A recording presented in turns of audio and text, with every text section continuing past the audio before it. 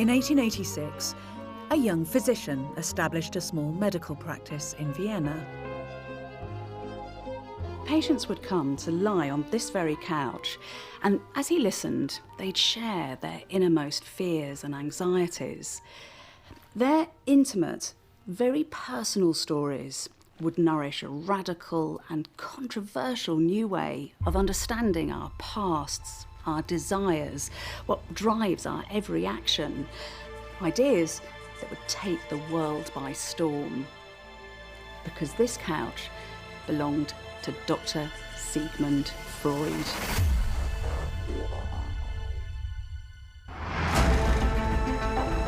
The 19th century witnessed unprecedented change. Transformed by revolutions in industry, science and society. It was an age that questioned traditional authority and produced three game-changing thinkers. Karl Marx attacked the social and economic order. Friedrich Nietzsche took on Christian morality. And Freud questioned the very essence of who we are. Their penetrating, often contentious ways of seeing the world still shape how we make sense of our lives today.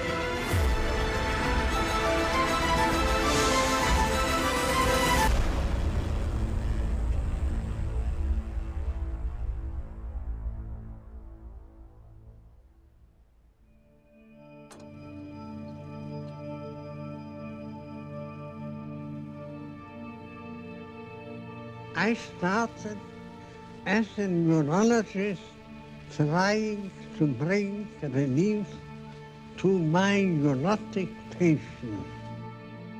Sigmund Freud's ideas not only spearheaded a massive leap forward in how we treat illnesses of the mind, they also had a pivotal cultural impact. The freedom we take for granted today to talk openly about our deepest feelings, from sexual difference to inner demons. The slogans that power our consumer society stem in part from his ideas. From Freud, we get the notion of the unconscious mind as a reservoir of irrational, conflicting impulses. His ideas have become part of our vocabulary: penis envy, the pleasure principle, wish fulfillment, and of course, the Freudian slip. People did not believe in my facts and thought my theories unsavory. But Freud's always been controversial. For some, he's not a genius, but a charlatan obsessed with sex, whose speculative theories are impossible to prove, and whose methods are positively dangerous. Resistance was strong and unrelenting. Freud's ideas still provoke intense debate today, but what's not in doubt is that his innovative mapping of the human mind challenged taboos and conventions in ways that fundamentally changed our conception of self. In the end, I succeeded. My name? Sigmund Freud. To understand how Freud's ideas evolved and how they add up, it seems appropriate to adopt an approach that Freud himself pioneered, something that we now take for granted, to look for the keys for his motivation and character by exploring his childhood experiences.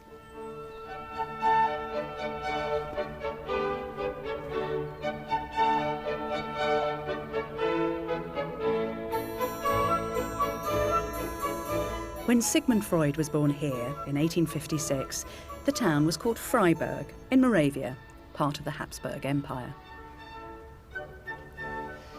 Freud was born with a caul, and that's when part of the fetal membrane is still attached to the baby's head. And in those superstitious times, this was considered a good omen. Freud's mother certainly interpreted it as a sign that her newborn son was destined for happiness and fame. Freud's Jewish parents could only afford to rent a single room in this building. And family life was complex.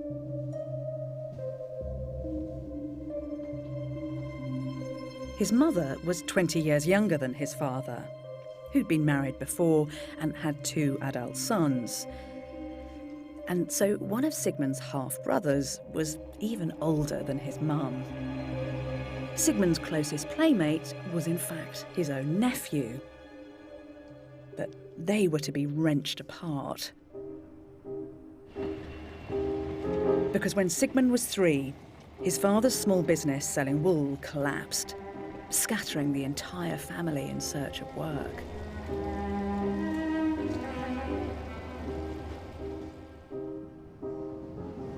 Life may have been imperfect, but where Freud's family ended up would prove to be a critical factor in the future success of the young boy.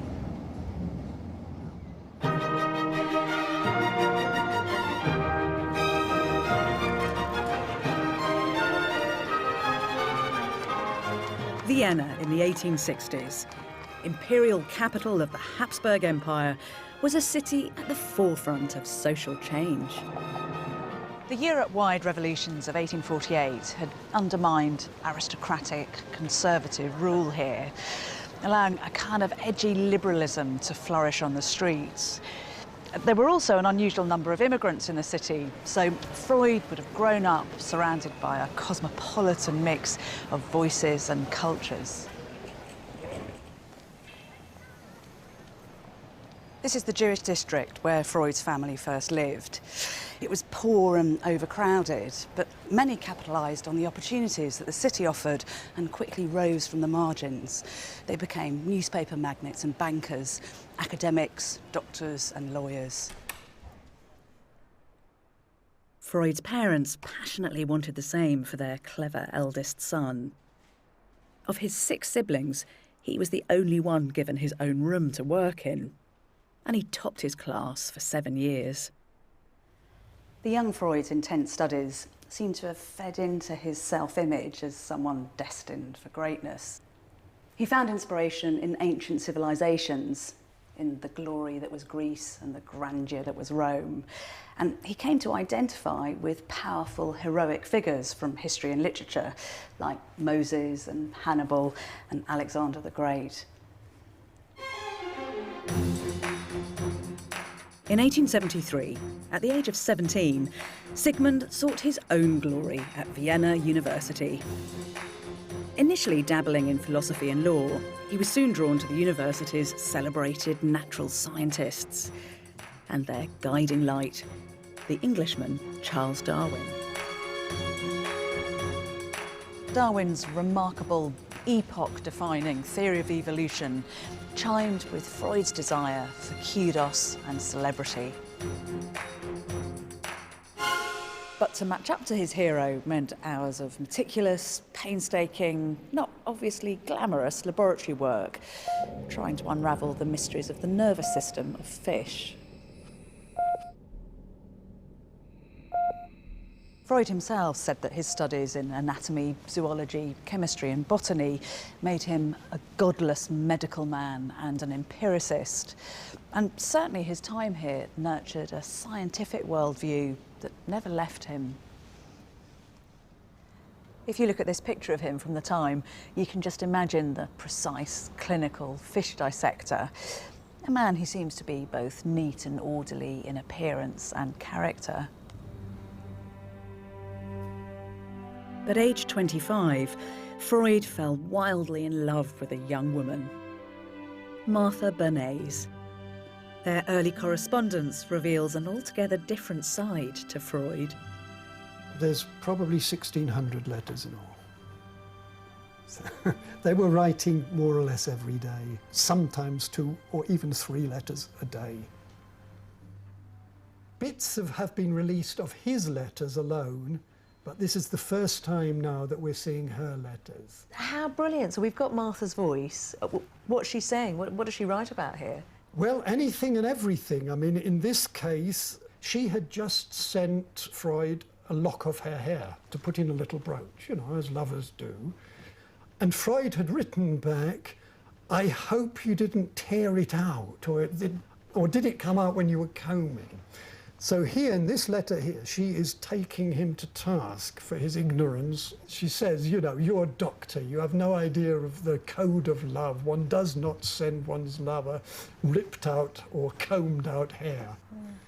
I suppose this is the first time he's had a full-blown love affair. It's his first and his only.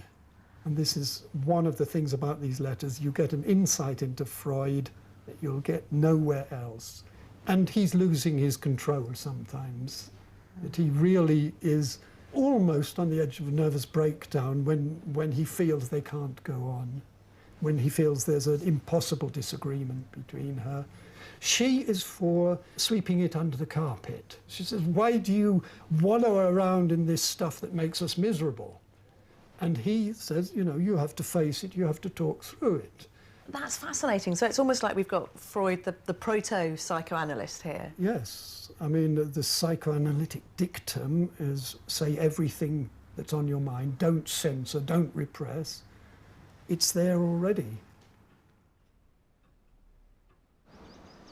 Martha had opened Freud's eyes to a world of demanding human emotion. And the financial pressures of their engagement saw him casting around for opportunities beyond the lab. Eventually, he abandoned his research career to study medicine. And one day, when he was reading a medical journal, he came across something that he was convinced would make his name.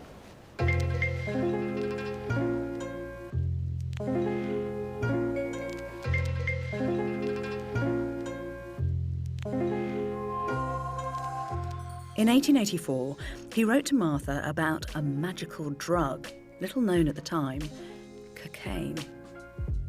In this pretty sober analysis, he says, I take very small doses of it regularly against depression and against indigestion, and with the most brilliant success. But then just listen to this when he's also writing to Martha, where he sounds suspiciously like he's under the influence. Woe to you, my princess, when I come. You shall see who is the stronger, a gentle little girl who does not eat enough, or a big wild man who has cocaine in his body.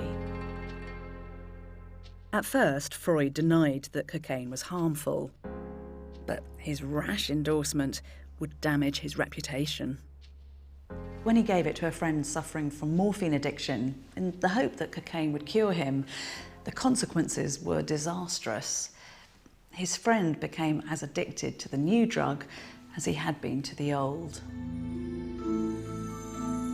Freud did manage to give up cocaine, but his appetite for experimentation would not be stilled.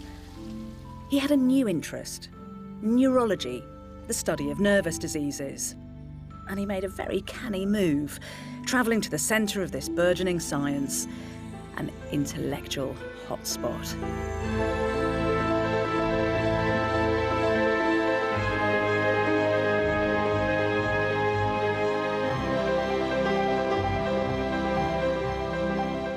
This is Salpêtrière. In Freud's day, a kind of medical poorhouse, a bleak dumping ground for some 5,000 women, many of whom were diagnosed as hysterical. Hysteria, from the Greek word for womb, was a mysterious condition that was thought to afflict women from the ancient world onwards. Really, it was just a catch-all diagnosis for all kinds of nervous symptoms, from fits and paralysis to anxiety and headaches. And for centuries, it was a dangerous tool in the hands of male doctors who were trigger-happy in diagnosing women as hysterical, to the point where they incarcerated perfectly sane individuals in hospitals and asylums.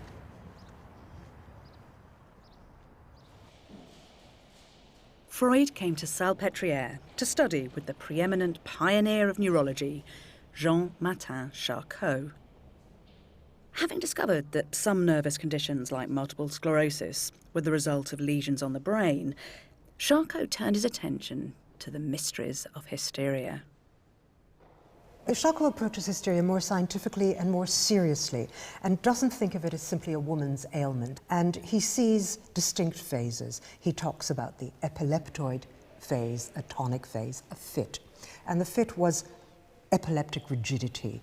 He then talks about clonic phase, or the clown phase, where these huge thrashing movements take place.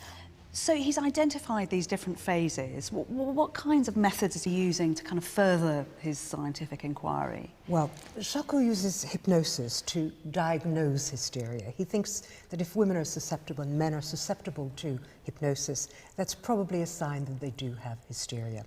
But he also uses hypnosis in his great public lectures, to which, you know, all of Paris comes. Getting a ticket to go to one of Schlomo's public lectures is like going to the best play in London. So the patients were on display in these public lectures? The patients were on display, and under hypnosis they will begin to walk, and they will talk, and they will effectively do what the medic asks of them. So we know that Freud's there, he's in the audience, he's one of Charcot's pupils. Do we know what kind of an impact this had on Freud? Well, I think it has an immense impact. He begins to see that there are different forms of thinking and activity going on in the human mind simultaneously. And that there are whole areas of the human mind that are there ready to be plumbed. Freud returned to Vienna aged 29, full of new ideas and career plans. But things certainly weren't easy for Freud. When he first opened his practice in this apartment block in 1886, business was depressingly slow. Sometimes he couldn't even afford a cab to make house calls, and he could only marry Martha in the same year thanks to gifts and loans from friends. One of Freud's principal benefactors was the eminent physician Joseph Breuer. Like Freud, Breuer was curious about the scientific mysteries of hysteria. One of his old patients stood out. Breuer had treated a highly intelligent young woman from an affluent Jewish family called Bertha Pappenheim, giving her the pseudonym Anna O. She experienced hallucinations and suffered from partial paralysis. At times, she could only speak English. She appeared to have a split personality. Now, Anna's case really fascinated Freud, partly because of her extreme symptoms, but also because of the innovative way that Breuer treated her.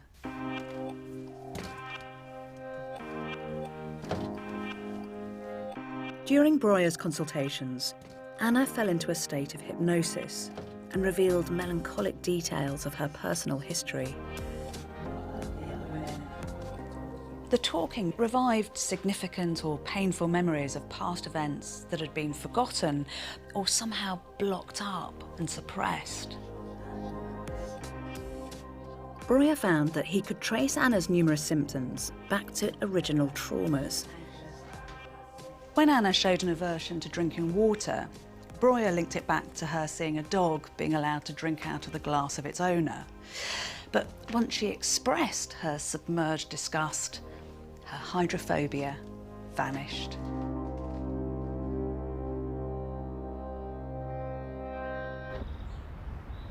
Freud realised that Breuer might have stumbled upon not just an explanation, but a cure for hysteria.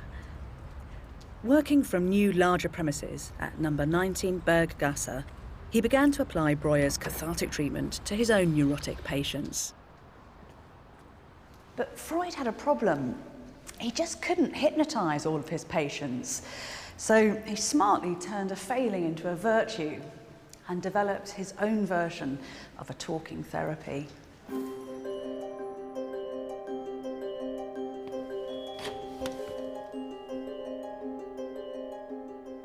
Freud asked his patients to lie on this couch while he sat here behind them out of sight. He encouraged them to say whatever came into their minds, almost as if they were talking to themselves. He proved to be an alert listener, systematically sifting through and probing his patients' memories. Interpreting their confessions rapidly, intuitively, he attempted to unlock what was being suppressed. Freud gave his new free association method a new name. He took the ancient Greek word for mind or life breath, psyche, and added to it a robust scientific term, analyse. Psychoanalysis was born. In 1895, Breuer and Freud published their findings in a landmark book, Studies on Hysteria. Freud was keen to find a single unifying reason for hysteria and neurosis, to offer their theory a kind of breakthrough moment. And he started to see sex as a central issue. The more cautious Breuer disagreed, but another friend proved far more receptive, the physician Wilhelm Fliess. Sexual morality had long been framed by religion and by and large had been unremittingly repressive for centuries.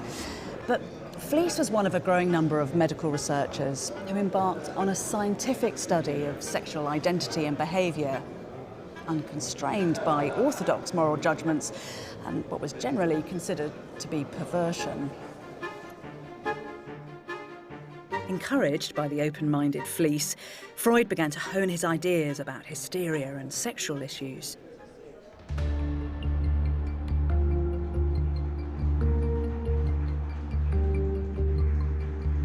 In April 1896, he went to read a paper to the Viennese Society for Psychiatry and Neurology.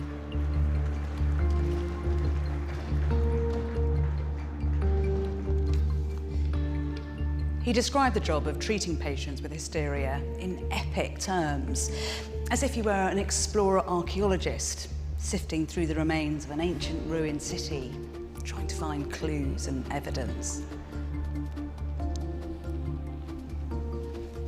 Imagine that an explorer arrives in a little-known region where his interest is aroused by an expanse of ruins, with remains of walls, fragments of columns, and with... Freud claimed to have found a singular cause in all his neurotic cases, something he likened to discovering the source of the Nile.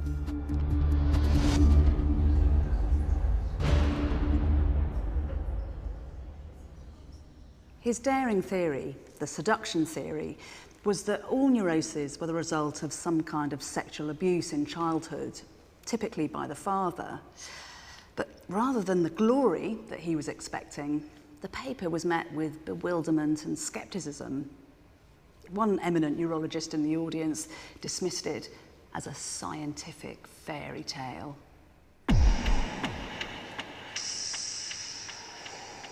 This frosty reception just enhanced Freud's view that he was an embattled pioneer, tackling taboo subjects. However, in little more than a year, even he would concede that his seduction theory was fatally flawed. Hysteria was so widespread that to imagine so many men were paedophilic abusers was highly implausible. With hysteria afflicting Freud's own family, the idea that his father Jacob could also be guilty was the final straw.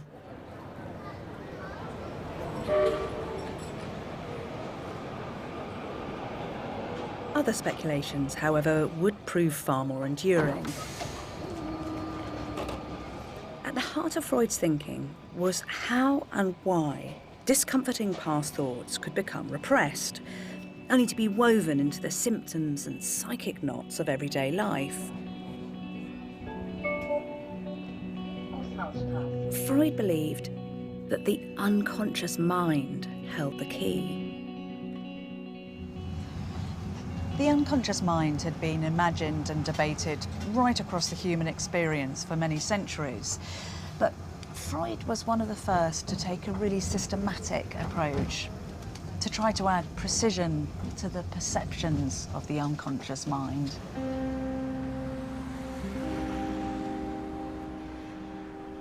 A painful personal tragedy would trigger his big breakthrough. In 1896, Freud was devastated by the death of his father. Freud wrote to Fliess, "My inner self, my whole past has been reawakened by this death. I now feel completely uprooted." But in fact, these complex, intense thoughts would have a catalysing effect on him.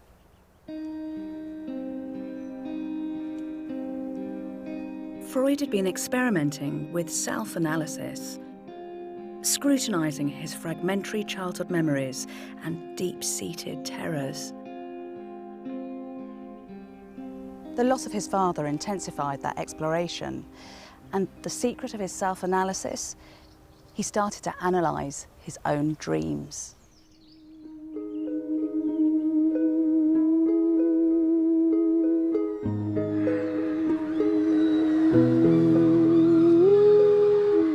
Few saw dreams as having any scientific substance, but Freud chose to think differently. He looks at dreams as something that is multi-layered. There is the story that people remember when they wake up, but for Freud that story is only the surface of our dream. What lies underneath is what he calls the latent dream thoughts. But those latent thoughts become distorted, they become censored.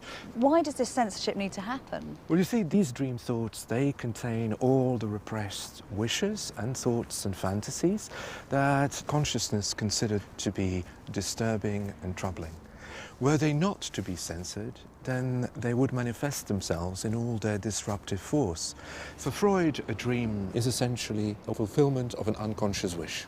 How are Freud's ideas about the unconscious evolving at this time? For Freud, the unconscious is no longer just a set of traumatic memories. It's a container of wishes and thoughts and fantasies that have been self-generated by the mental life of every human being. Oh, what's the value of these for Freud? I mean, what's he doing with this raw material? Within his clinical practice, he would piece together the various associations that people bring to the story that they remember, and with those bits and pieces, he would try to arrive at a certain understanding of those unconscious repressed wishes that sit underneath. With Freud's theory, we as human beings can look and think about our dreams as productions of our mind that actually reveal something about who we are, and that's extraordinarily valuable. Freud's book, The Interpretation of Dreams, offered a radical new understanding of human nature, with the unconscious a reservoir of repressed inner desires and irrational impulses, the hidden source of what motivates and makes us.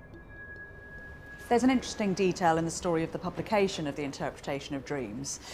Although this book was actually published in 1899, it was branded with the date 1900.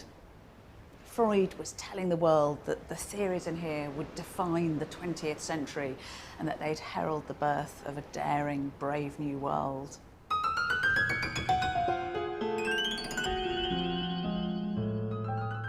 But this brave new world was riddled with anxiety.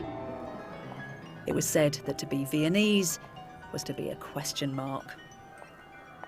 Liberalism had failed to deliver real power to the middle classes, who felt threatened by a rising urban population. In this climate, an appetite grew for new experimental art that explored beneath the rational surface of human existence. Freud's theories perfectly matched the zeitgeist.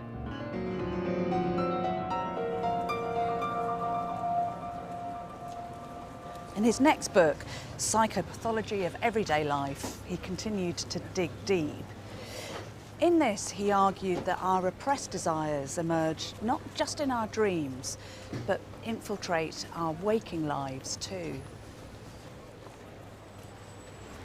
One interesting case he cites was when a high-ranking Austrian politician opened an important debate in Parliament with these words: "I announce the presence of so many honoured gentlemen and therefore declare the session as closed." This very public slip revealed his repressed frustration that the session would be a complete waste of time. And of course, we still use the phrase Freudian slip in everyday life today, usually to refer to a revealing or embarrassing verbal faux pas. Although Freud believed that our unconscious desires broke through due to triggers in our current lives, it was how those mysterious impulses were shaped by our past experiences that really preoccupied him. Something that finds echo in his consulting room. When Freud enthusiastically gathered together all these fabulous ancient artefacts, he didn't think of them as dead objects. For him, the past wasn't a kind of museum that you could choose whether or not to visit.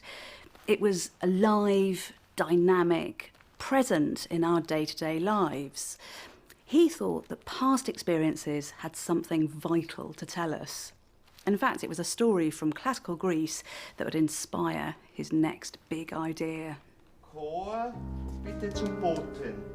Bote und Ödipus. Also Ödipus setzt ihr auf den Zulaut, das geht's nicht. Aber Freud attended a performance of a Greek tragedy by Sophocles. Gut, Action. Was hast du, Ödipus? Was ist es, das deinen Geist so niederschlägt? Frag mich nicht. Doch sag mir erst, wie Laios aussah und wie alt er war. Oedipus Rex tells the story of a young man who inadvertently kills his father and then marries and has children with his mother. Groß war er und weiß sein Haar und deinem Ansehen nicht weit entfernt.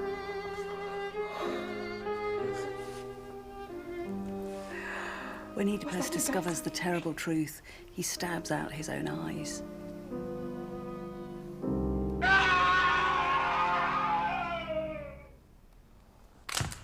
Freud saw this story as a paradigm to explain his own repressed sexual feelings.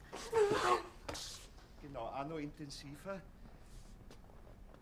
Welcher Spruch? This is what he wrote to Fleece. A single idea dawned on me. I found in my own case too the phenomena of being in love with my mother and jealous of my father. And I now consider it a universal event in early childhood. Freud named this psychosexual drama the Oedipus complex. He came to believe that little boys had to work through hidden fears of castration by their fathers, punishment for desiring and seeking possession of their mothers, and that little girls were infatuated by their fathers but had to deal with complex feelings of inferiority because they themselves didn't have a penis, what Freud calls penis envy. Freud believed that if these complicated feelings weren't resolved, internal conflicts would be stored up, only to cause adult neuroses later in life. Freud was keen to test out his theories about repressed sexual issues. And in October 1900, the opportunity arose to do just that. A new patient walked into his office, a 17-year-old girl who he'd give the pseudonym Dora. She was his first and his most famous case study. Dora was exhibiting hysterical symptoms, a nervous cough and suicidal thoughts. One of the most shocking things in the story is that when she was 13 or 14, her father's best friend, Herr K., manipulated the situation to get her alone in his office and kissed her. Freud says, well, this was thoroughly hysterical, that she was disgusted by the kiss. And then he goes on to say that she must have felt his erect penis against her body and that this must have sexually aroused her. And he makes it his business, really, to show her that she really does sexually desire Herr K and that she's repressed that desire from consciousness. I have to say, when you look at Dora's case, there does seem to be a trope developing here, that you have these young women who are very troubled, and men like Freud kind of pounce on them to use them for medical material. Yes, it has the sort of arrogance of the man of science, and that he uses Dora and other patients as simply guinea pigs for his scientific, confident scientific position. How does it end? I mean, how does Dora take all of Not this? well, not well. Dora walks out on Freud. And what he learns from that, though, is that he should have paid attention to the way in which she had transferred onto him all her feelings of hostility to Herr K. And in fact, after this case, he introduced the theory that psychoanalysis must pay attention to the ways in which patients transfer their unconscious and conscious feelings about significant people in their lives onto the psychoanalyst or the therapist. Freud learnt valuable lessons from the Dora case. Yet his seemingly scientific method relied on subjective, some would argue, self-fulfilling judgments. It was a fundamental problem articulated by his once loyal confidant Fliess during a heated argument. The reader of thoughts is merely reading his own thoughts into other people, was Fliess's damning assessment.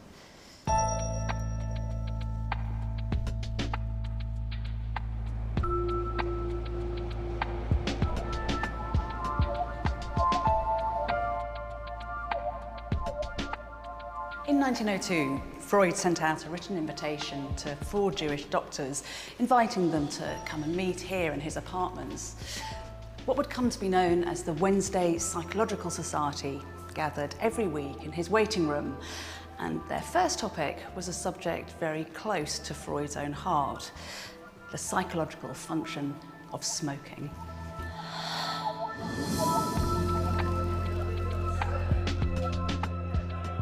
A good cigar after a meal was part of bourgeois Viennese culture, but Freud took cigar indulgence to a whole new level. He smoked 20 cigars a day and considered the pleasures of the cigar a substitute for what he called the single greatest habit: masturbation. The Wednesday group discussions helped Freud to advance his ideas on sexuality, resulting in a groundbreaking publication: 3 essays on the theory of sexuality. So what he does in this book, he introduces a concept of enlarged sexuality, because at the time sexuality was very much restricted to people having sex, whereas for Freud it's about eroticism, it's about attraction, it's about excitement and everything in between. He also sees it being at work in children. I mean, that's very controversial, isn't it? So how does he see this sex drive, this libido developing in children? Shortly after a child is born, it goes through an oral phase. Freud observes that when a child is being fed, that it can derive some satisfaction or gratification from that, which allows us to look at that experience as something that can be deservedly called erotic. So he thinks he's identified this sex drive in children. In what way does he see this playing out in adult life? It plays out insofar as it informs our sexual identity, our sexual fantasies, our sexual orientation. It informs who we are as human beings. But it's not a formula. Each and every individual has to find his or her way through this process. As a result of which, in a sense, one could say that we are all equally abnormal. There is a possibility, though, isn't there, that he's got this all wrong, that it's not all about sex? Yes, people have said Freud's got it all wrong, but I think if we use an enlarged concept of sexuality, we actually do come to the conclusion that a lot of our mental world is conditioned by this drive. Freud's progressive theories of sexuality spoke to a generation of young Viennese, cynical about the church and repressive morality. But his growing popularity had its dangers. Freud feared, not without reason, that because his circle was mainly Jewish, anti-Semitism would mean that his ideas would never be fully accepted. He was anxious that psychoanalysis would be labelled a Jewish science. A solution came in the form of a Swiss Gentile from Zurich who visited him in 1907. I was then a very young man still, and and he was the old man, so I settled down to learn something first. Carl Jung was one of the brightest young psychiatrists of the day. Freud bestowed rapturous praise on him, and in return, Jung came to revere Freud. Given Freud's antipathy to religion, it's rather ironic that his movement was beginning to look a bit like a religious cult, with psychosexuality its key doctrine, Freud its high priest, and Jung the evangelist who promote Freud's message.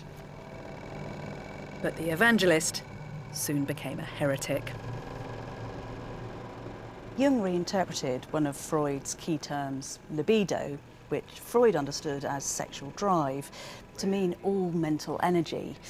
And he also took issue with what he saw as Freud's obsessive focus on the Oedipus complex. When he had thought something, then it was settled, while I was doubting all along the line. Their friendship ended acrimoniously, with Freud calling Jung crazy and out of his wits, while Jung's parting shot was no less provocative. Your technique of treating your pupils like patients is a blunder. In that way, you produce either slavish sons or impudent puppies. I am objective enough to see through your little trick. But whilst Freud faced dissent and a splintering of his movement, his name and his ideas were to reach global prominence due to a pivotal event.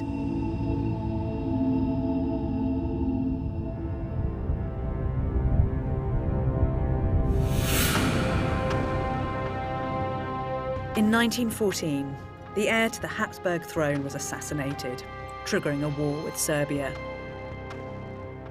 Freud's sons left for the front line of a conflict that would become World War I. The war threw up new challenges for physicians. The mysterious breakdowns suffered by soldiers. Their disconnected speech and nightmares were diagnosed as symptoms of physical shocks to the brain, shell shock.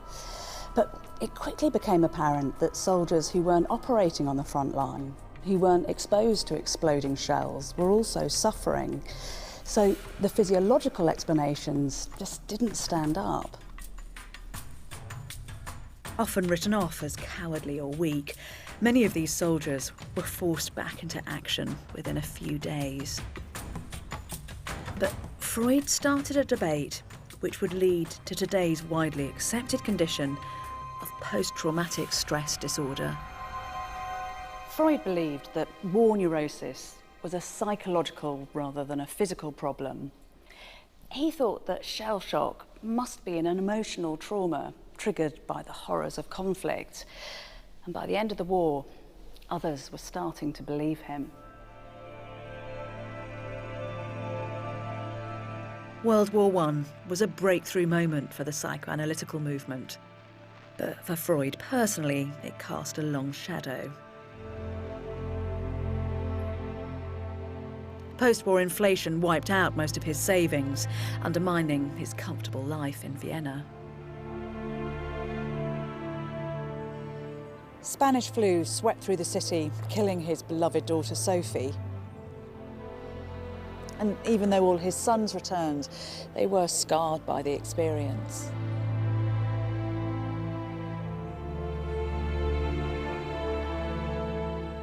Freud began to question some of his core theories.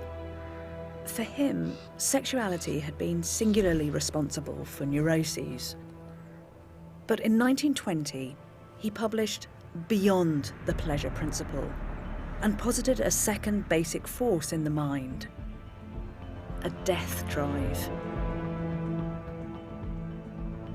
Before, he'd seen aggression as a sadistic aspect of the sexual instinct, the urge for mastery, the drive to dominate the sexual object.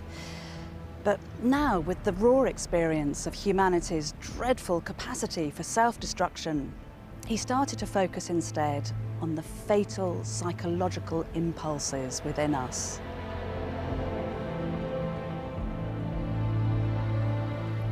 Freud wanted us to face up to inward as well as outward aggression. He suggested that the death drive was part of the human condition, a powerful, deep-seated wish to undo the bonds of life. But Freud's revisions didn't end here.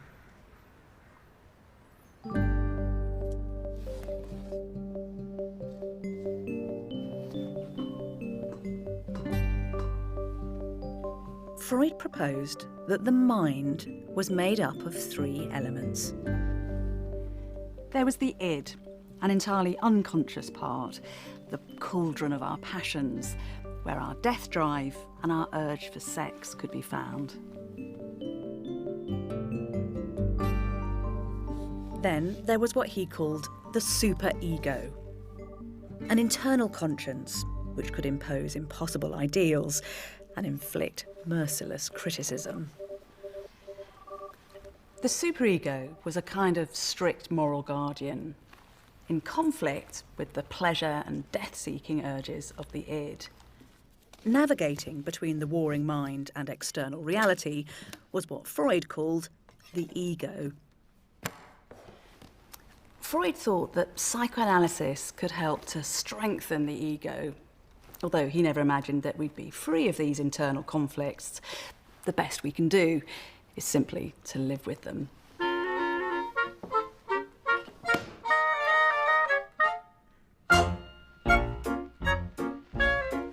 Freud's ideas were eagerly taken up by a post-war generation in revolt against traditional values. In Europe and the US, a new egocentric permissiveness embodied in the glamour-driven world of dance music and moving pictures was taking hold. In 1925, the head of MGM, Samuel Goldwyn, called Freud the greatest love specialist in the world and reportedly offered him $100,000 to advise on the making of Antony and Cleopatra. Freud curtly declined. Yet as Freud's cultural influence soared, other, more insidious forces were gathering. Forces which would threaten his very existence. In neighbouring Germany, Adolf Hitler rose to power. Jews were immediately targeted, and Freud's books were burnt in the streets. In 1938, troops marched into Vienna. It's me. And that is the crowd cheering Hitler. Look at the crowd. That's our house with the swastikas on it. Just days later, the Gestapo knocked at his door. Martha, ever the good host, asked them to leave their rifles in the umbrella stand. They behaved appallingly, throwing their weight around and breaking into the safe. But a line was crossed when they ransacked Martha's kitchen and tossed her table linen onto the floor. She gave them a thorough tongue lashing, and they left. Freud now realised that he had to escape. But it's here we can start to get a measure of the broad appeal that Freud was starting to enjoy. Wildly disparate players collaborated to secure his safe passage, from the American president to a descendant of Napoleon, and even a Nazi bureaucrat who'd been blown away by his work when he was a student. For the second time in his life, Freud would be displaced. After 78 years in Vienna, his belongings were hastily packed up. This trunk in the Freud Museum in Vienna has revealed poignant new evidence of Freud's traumatic break with the past. We kind of rediscovered it after it had been sitting right in this corner for like 2 decades. Yeah. And when we moved it, we discovered this, a label of Wien Westbahnhof to London. Ah, so we know that this is physically one of the bits of luggage that Freud would have taken with his family on the day that he left. And you can still open it, can you? Yes, we can open it and see what's inside now. Because one thing that we discovered was very exciting to us. A squashed little box bearing Freud's handwriting, stating, "Martha, for your 21st birthday, from a poor happy man." Wow. It's a tiny little thing, isn't it? But that is freighted with history and memory. Yes, absolutely. Even without the jewelry inside, but still keeping the box with this personal little message. Yeah.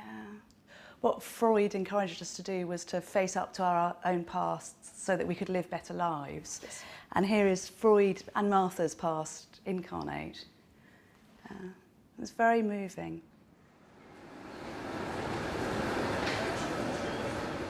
Im Alter von 82 Jahren verließ ich infolge der deutschen Invasion mein Heim in Wien und kam nach England, wo ich mein Leben in Freiheit zu enden hoffe.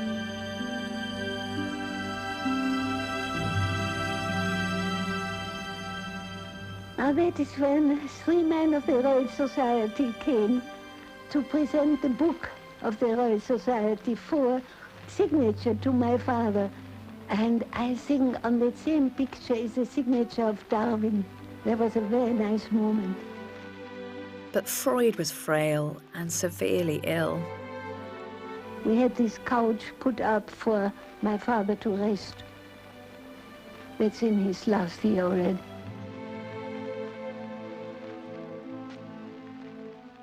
For around 15 years, his jawbone was riddled with cancer. Despite over 30 operations that affected his hearing and his heart, he refused to surrender the oral pleasure that was almost certainly killing him. When his mouth was too painful to open, he'd wedge it with a clothes peg, just wide enough so he could smoke a cigar. He set up his study, just as it had been arranged in Vienna, and continued to see patients. When Freud sensed that death was near, he asked for his bed to be brought down here so he could be close to his desk, his books, and his beloved collection of ancient artifacts. In September 1939, Freud arranged to be given a fatal dose of morphine.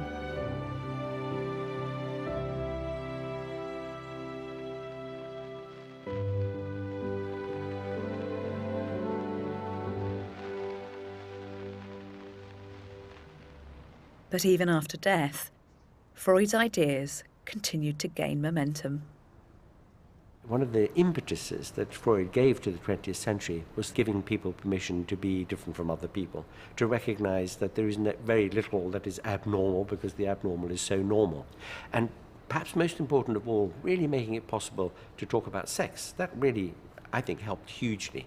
In the century after Freud's time, homosexuality, sexual variety, much more sympathetic understandings about things that just used to be thought of as perverse. That was a big, big change in our sensibility, certainly of the Western world anyway, and something for which we should thank him. There is an issue though, isn't there? Because some of his ideas, I mean, it's not just pop science, it's positively bad science. It may even not be science at all, really, because the empirical basis for Freud's work is incredibly slender. I mean, he self-analysed, he analysed his wife and daughter and a few neurotic Viennese ladies. And this is a very poor starting point for any real theory. He looked a lot at the unconscious. How far does that stand up against what we now know from science, from neuroscience, for example? Well, of course, neuroscience is making enormous strides now that there are instruments like the MRI scanner, the magnetic resonance imaging scanner, and we've learned quite a lot. One thing we've learned is that most mental computation takes place in a non-conscious way, below the level of consciousness. And so memory is stored, physically stored in the brain. And this must mean that many of the layers of as it were, psychic deposits of all our lives are in there and could be recovered. And so it's not a million miles away from what Freud was groping for. He had the kind of strength to imagine what we're now understanding to be true. That's exactly right. He was an imaginative genius, a wonderful storyteller. And, you know, even if you do a destructive job, which is you tear down a conventional fabric of ideas, that gives us an opportunity to see things differently. And I think he had enough wonderful insight to have struck the bell just very occasionally in ways that make us think this is an interesting aspect, an interesting perspective on human experience. While theories like the Oedipus complex and death drive have been widely questioned, there's no doubting Freud's huge cultural influence. His ideas have become so embedded, they're buried so deep within our day-to-day experiences that we take them for granted. So when advertisers scrutinise consumers to create brands that appeal to our irrational desires, they are drawing on Freud's psychoanalytical techniques. It's one of the reasons that products are packaged in ways that promise youthful freedom, prestige, and of course, sex appeal. And Freud's influence is also there in how we make sense of who we are. The importance that we place on childhood experiences, our openness to talk about the emotional complexity of our lives. Some people even see his focus on looking inwards as promoting our narcissistic, individualistic culture, making us self-absorbed, self-obsessed.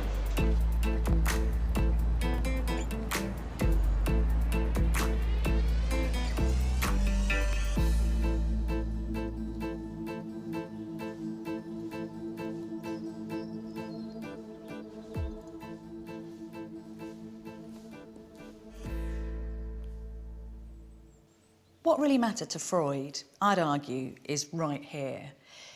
His ashes are still in this ancient urn, one of his favourites, which celebrates the Greek god Dionysus, the god of wild, irrational impulses.